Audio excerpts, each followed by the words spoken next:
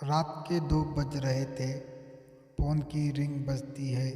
24 साल का आनंद नींद से जाग पड़ा। खुश होकर फ़ोन को रिसीव करता है।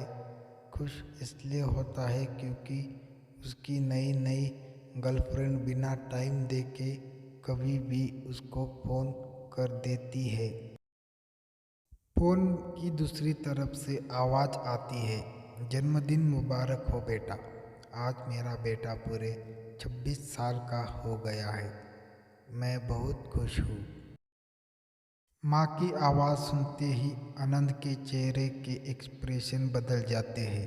वो गुस्से में बोलता है, माँ तुझे समझ में नहीं आता क्या? इतनी सी बात के लिए मेरी नींद खराब कर दी। यह बात तो तू मुझे सुबह भी बोल सकती थी। इतना कहकर वह फ़ोन काट देता है। थोड़ी देर बाद फिर से फ़ोन की रिंग बजती है। आनंद फिर से फ़ोन उठाता है और इस बार फ़ोन पर पापा होते हैं। आनंद इस बार आराम से बात करता है। थैंक यू पापा, आपने मुझे बर्थडे विश करने के लिए फ़ोन किया, वो भी इतनी रात को। पापा कहते हैं, नहीं बेटा, मैंने तुम्हें मुबारकबाद देने के लिए नहीं बल्कि यह बताने के लिए फ़ोन किया है कि तुम्हारी माँ बिल्कुल पागल है। वो इतनी पागल है कि पिछले 1 महीने से मुझे हर दिन तेरा बर्थडे याद दिलाती आ रही है। वो इतनी पागल है कि तू हमसे सैकड़ों किलोमीटर दूर है, फिर भी उसने यहाँ पर खुद अपने हाथों से तेरे लिए केक बनाया है। ऊपर से यह जिद कर बैठी है कि जब तक तुझे विश न कर देती तब तक न खुद खाना खाएगी ना मुझे खाने देगी।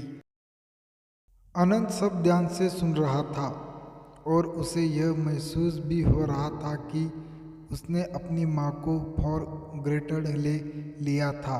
वो बोला, नहीं पापा, माँ बिल्कुल पागल नहीं है।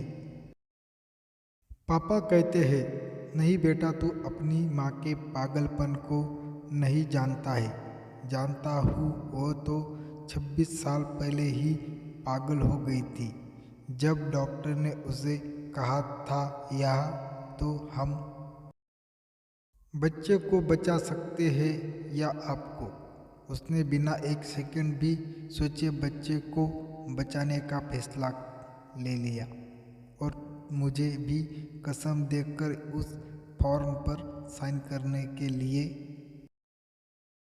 मना लिया था जिस पर लिखा था उसकी ज़िंदगी इस ऑपरेशन से खतरे में और अगर उसे कुछ होता है तो उसके जिम्मेदार डॉक्टर नहीं होंगे। अब तू ही बता, बिना तुझे देख जो औरत तेरे लिए मरने को तैयार हो जाए उसे हम पागल नहीं कहेंगे तो क्या कहेंगे? इतना कहकर पापा ने भी फोन रख दिया।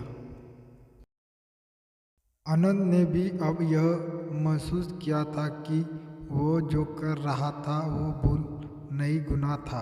हाँ, एक बार किसी इंसान को दुख दो तो कोई बात नहीं, लेकिन भगवान को दुख देना गुनाह ही होता है और माँ भगवान से कम नहीं होती। पश्चाताप के आंसू उसकी आंखों से बह निकले। सवेरा होते ही आनंद अपने घर की ओर रवाना हो गया, अपनी माँ बाप से माफ़ी मांगने के लिए। घर पहुँचते ही उसने पहले माँ से माफ़ी मांगी, जिसने उसे गले से लगा लिया। फिर वह अपने पापा से माफ़ी मांगने लगा। पापा ने कहा, कोई बात नहीं बेटा, जा तू वापस चला जा। तेरी माँ हमेशा कहती थी कि तू उसे बुढ़ापे में संभाल लेगा, लेकिन मैं उसे समझा दूंगा जैसे आज तक मैंने उसे संभालते आया हूँ, वैसे ही आगे भी मैं उसका ख्याल रखूँगा। उसे भी यह समझ लेना चाहिए जो बेटा उसके एक फ़ोन करने से परेशान हो जाए वह उसे उम्र भर क्या संभालेगा। बाप की ऐसी कड़वी बातें सुन आनंद की आंखें बहने लगी। वो सर झुकाए अपने बाप के सामने चुपचाप खड़ा रहा। अपने बेटे को परेशान देख माँ आगे आती है और पापा को कहती है, जाने दीजिए, माफ़ कर दीजिए, हमारा ही बेटा है। माँ की ममता का मोल ना कोई लगा पाया था, ना कोई लगा पाएगा। 9 महीने की पीड़ा सहन करके हमें नई जिंदगी, नई दुनिया में लाने वाले माँ ही हमारे हर गलती को माफ़ कर सकती है।